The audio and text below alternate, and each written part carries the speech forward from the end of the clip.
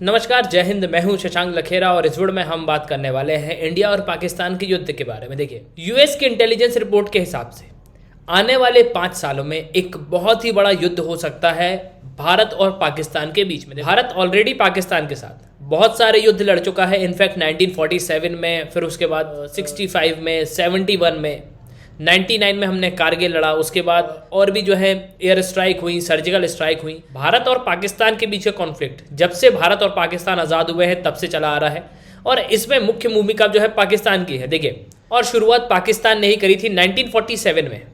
पाकिस्तान ने अटैक कर दिया था जम्मू कश्मीर पे। जम्मू कश्मीर उस समय पे एक प्रिंसली स्टेट हुआ करता था और उस समय राजा हुआ करते थे हरि सिंह, और उसी समय भारत से जो है इंस्ट्रूमेंट ऑफ एक्सेशन साइन हुआ था और उसी के बाद से भारत और पाकिस्तान के बीच में कंटिन्यूअसली आपको कॉन्फ्लिक्ट देखने को मिलेंगे। अब इस वॉर को लेके आपके मन में बहुत सारे क्वेश्चन आ रहे होंगे कि मैं ऐसा क्यों बोल रहा हूं कि वॉर होगा। देखिए, मैं ये नहीं बोल रहा, ये यूएस इंटेलिजेंस की जो रिपोर्ट है वो बोल रही है और इस पे जो है आपको ज़्यादा आर्टिकल मिलेंगे नहीं। इनफैक्ट मैं ये कहूँगा कि भारत की जो मीडिया है वो भी इसको इतना कवर नहीं कर रही है, लेकिन पाकिस्तान का एक जो न्यूज़पेपर है उसमें जो है आर्टिकल आपको देखने को मिलेगा। तो हम डिस्कस करते हैं इस टॉपिक को। उसके पहले मैं एक बार चाहता हूं कि आप मैप में लोकेशन देख लो, तो ये है इंडिया और ये है पाकिस्तान। भारत एक बहुत ही बड़ी बॉर्डर शेयर करता है पाकिस्तान के साथ। भारत और पाकिस्तान करीब 3300 किलोमीटर की बॉर्डर शेयर करते हैं और इस बॉर्डर का नाम है रेड क्लिफ लाइन। भारत और पाकिस्तान के बीच की जो लाइन है उसे रेड क्लिफ लाइन कहा जाता है और इसका क्रिएशन 1947 में किया गया था, जब भारत और पाकिस्तान का पार्टीशन हुआ था। जब वहीं मैं दोनों देश के मिलिट्री पावर की बात करूं तो भारत के पास करीब 14 लाख एक्टिव पर्सनल आपको देखने को मिलेंगे, वहीं पाकिस्तान के पास करीब 5,60,000 एक्टिव ड्यूटी पर्सनल आपको देखने को मिलेंगे। देखिए, दोनों ही देश के पास एक बहुत बड़ी आर्मी आपको देखने को मिलेगी, लेकिन भारत की आर्मी जो है बहुत ही बड़ी है। भारत की इकोनॉमी भी जो है पाकिस्तान से बहुत बड़ी है। देखिए, पाकिस्तान की जो टेररिस्ट एक्टिविटी है उसको लेके भारत काफी चिंतित रहता है। पाकिस्तान में आपको बहुत सारे मिलिटेंट ग्रुप देखने को मिलेंगे और इनफैक्ट मैं ये कहूंगा कि पाकिस्तान की सरकार भी जो है उनको सपोर्ट करती है। जब भी कभी FATF में पाकिस्तान की ग्रे लिस्ट या ब्लैक लिस्ट होने की बारी आती है तो पाकिस्तान क्या करता है, एक दो जो मिलिटेंट है उनको पकड़ के मीडिया के सामने पेश कर देता है और ये कहता है कि हमने जो है जो मास्टरमाइंड है उनको जो है यहाँ पे पकड़ लिया है। यह आर्टिकल डाउन का है। डाउन एक बहुत ही इंपॉर्टेंट न्यूज़पेपर है पाकिस्तान का। 1941 से इसका पब्लिकेशन शुरू हुआ था। डाउन जो है एक बहुत ही रेनाउंड पब्लिकेशन है पाकिस्तान का। इस पे आप आर्टिकल देख सकते हो, इंडिया पाकिस्तान में stumble into large scale war in 5 years. Report के हिसाब से भारत और पाकिस्तान एक बहुत ही बड़े लार्ज स्केल वॉर में स्टम्बल हो सकते हैं। अब जो चीज़ मैं बता रहा हूँ उसको बहुत ध्यान से सुनना। लार्ज स्केल वॉर का मतलब क्या होता है? देखो, अभी तक भारत और पाकिस्तान की बॉर्डर पे सीज फायर जो है आपको बिल्कुल देखने को नहीं मिलेगा। दोनों ही देश के बीच में शांति की बातें चल रही है। इमरान खान ने यह भी कहा था कि हम भारत से इंपोर्ट करेंगे शुगर एंड कॉटन, लेकिन उसके कुछ समय बाद जो है स्टेटमेंट आई कि हम जो है जब तक 370 का फैसला नहीं हो जाता तब तक हम जो है भारत से कोई भी चीज इंपोर्ट नहीं करेंगे। यह आर्टिकल फ्रंटलाइन का है और फ्रंटलाइन जो है एक बहुत ही इंपॉर्टेंट मैगजीन है, इसको पब्लिश करता है the Hindu. US intelligence report warns of large scale war between India and Pakistan. Large scale war का मतलब होता है एक बहुत ही मैसिव वॉर। जैसे हमने 65 में लड़ा, 71 में वॉर लड़ा और उसके बाद 99 में लड़ा, वैसे ही वॉर जो है हो सकता है भारत और पाकिस्तान के बीच में। यूएस की जो इंटेलिजेंस रिपोर्ट है उन्होंने ये कहा था 2017 में कि एक पेंडेमिक आएगा और उसके बाद जो है 2020 में पेंडेमिक आया, लेकिन हम यही चाहते हैं कि दोनों ही देशों के बीच में जो है वॉर नहीं हो। अब देखो, आपके मन में बहुत सारे क्वेश्चन आ रहे होंगे कि कौन इस रिपोर्ट को पब्लिश करता है और क्या है इस रिपोर्ट में। तो सब जो है मैं आपको इस वीडियो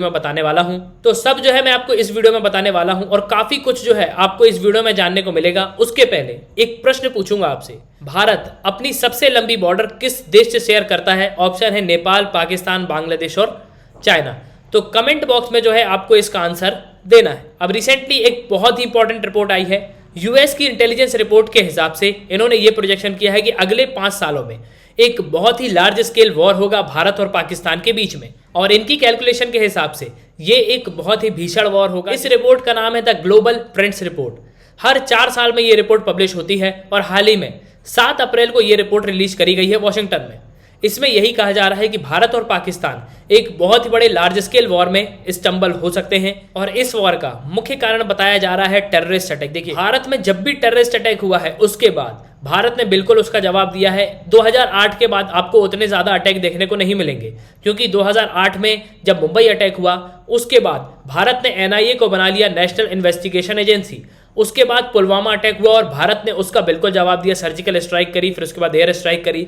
तो अगर वॉर होता है तो भारत भी पीछे नहीं हटेगा। भारत आज की डेट में बहुत ही सक्षम है, लेकिन वॉर का सिंपल मतलब होता है इकोनॉमिक लॉस। जी हाँ, देखिए जब भी वॉर होता है उस देश की इकोनॉमी जो है बिल्कुल पीछे चली जाती है, और मैं पाकिस्तान की बात कर रहा हूं। पाकिस्तान की इकोनॉमी वैसे ही बिल्कुल डाउनफॉल पे है, उनके पास वैक्सीन तो है नहीं, पाकिस्तान मैच तो जीत नहीं पाता, और मुझे नहीं लगता वॉर जो है कभी ये हमसे जीतेंगे। वहीं अगर हम ग्लोबल ट्रेंड्स रिपोर्ट की बात करें तो ये एक national intelligence council global trends report है। इसको हर 4 साल में पब्लिश किया जाता है।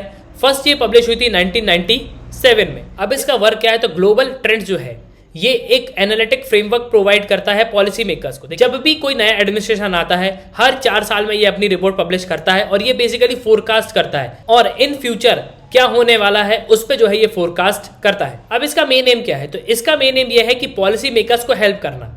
किसी भी देश के जो एडमिनिस्ट्रेशन है वो अपनी पॉलिसी बनाते हैं, तो पॉलिसी जो है इसको ध्यान में रख के बनाएं। जो ये रिपोर्ट फोरकास्ट कर रही है तो उसको ध्यान में रख के जो है पॉलिसी बनाएं, जिसमें अगर कोई भी इन फ्यूचर प्रॉब्लम आती है तो उसके लिए आपका जो देश है वो प्रिपेयर रहे। इसके 2017 में इन्होंने इसी रिपोर्ट को पब्लिश किया था, और उस समय जो है ओबामा का एडमिनिस्ट्रेशन था, उन्होंने ये बताया था कि बहुत ही जल्द एक बहुत ही बड़ा पेंडेमिक आएगा और जो देश की इकोनॉमी है उनको बहुत ही बड़े लॉस से गुजरना पड़ सकता है। और सिंपली 2020 में यही हुआ कि कोविड-19 पेंडेमिक आ गया।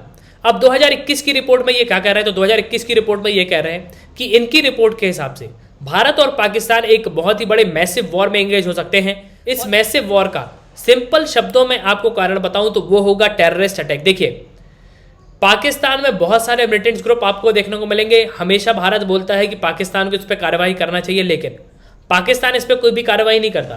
जब FATF में ग्रे लिस्ट होने की बारी आती है या ब्लैक लिस्ट होने की बारी आती है, पाकिस्तान क्या करता है, उनको जेल में डाल देता है। FATF की नजरों में अच्छा बने रहने के लिए पाकिस्तान ये सब करता है, लेकिन दूसरी ही तरफ अगर आप देखोगे पाकिस्तान के जो टेररिस्ट हैं हाफिज सईद, वो आपको खुले हुए घूमते नजर आएंगे। अब इस रिपोर्ट के हिसाब से जो मिलिटेंट्स आउटफिट्स हैं वो एक अटैक कंडक्ट करेंगे भारत में, और उसी के आंसर में भारत एक बहुत ही बड़ा जवाब देगा पाकिस्तान को। अगर ये युद्ध होता है तो भारत और पाकिस्तान को क्या इंपैक्ट पड़ेगा, देखो यूएस की जो रिपोर्ट है उसके हिसाब से अगर ये वॉर होता है तो एक बहुत ही बड़ा लॉन्ग टर्म इकोनॉमिक फॉलोआउट हमको देखने को मिलेगा दोनों ही देशों में। देखो पाकिस्तान की इकोनॉमी जो है वैसे घिसटती हुई आपको नजर आएगी, इनके पास वैक्सीन है नहीं, दूसरे देश से ये वैक्सीन लेते हैं, और जितना भी पैसा आता है ये सिर्फ जो है टेररिज्म में खर्चा करते हैं, अपने देशवासियों पे 1 रुपए भी ये खर्च नहीं करते। और अगर एक फुल स्केल वॉर होता है दोनों ही देशों को काफी डैमेज होगा, इकोनॉमिक और पॉलिटिकल भी।